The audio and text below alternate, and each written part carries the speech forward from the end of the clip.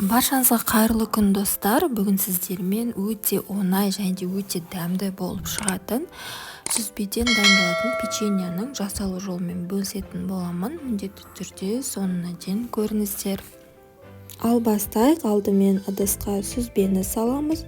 Оның үстіне ерітілген сары майды салып, жақсылап шанышқының көмегімен араластырып аламыз.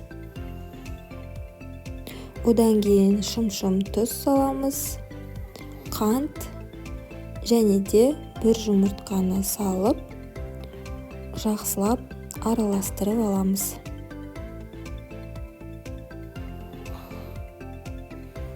Жақсылап араластырып алғаннан кейін ұнды саламыз және де бірден бір шай қасық қопсытқышты салып, араластырып, жұп-жұмсақ қамыр дайындап аламыз.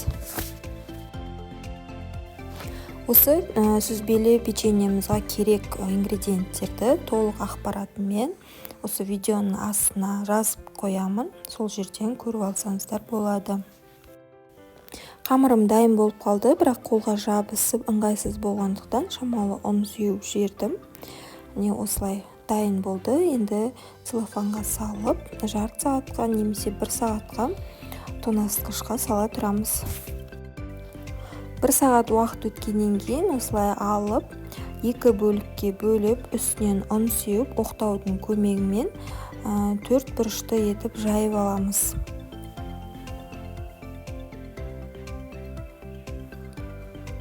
Қатты жұқа қылып жаймаймыз, орташа жұқалықта және де ортасына салма ретінде мен қант қостым. Осылай оқтаумен басып жібереміз қантты. Одан кейін рулет тәрізді етіп орап, жақсылап орап, қолымызбен дұрыстап отырамыз және де осылай видеода көрсетілгендей кесіп шығамыз. Осы сүзбелі печеньенің салмасы ретінде грек жаңғағын қолдансаңыздар өте дәмді болып шығады. Солай да жасап көріңіздер. Осылай печеньеларымызды дайындап, кесіп, противенге орналастырамыз. Екінші бөлігінде дәл осылай жасап шығамыз.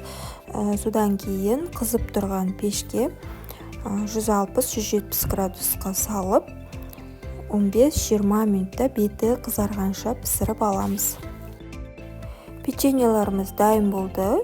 Көріп тұрғандарыңыздай сарғайып, қызарып, өте әдемі болып шықты. Енді толықтай суытып, суығаннан кейін бетіне қант ұнтағын сеуіп, дастарханға қоя берсеңіздер болады. Мен видеомды соңына дейін көргендеріңізге көп рахмет.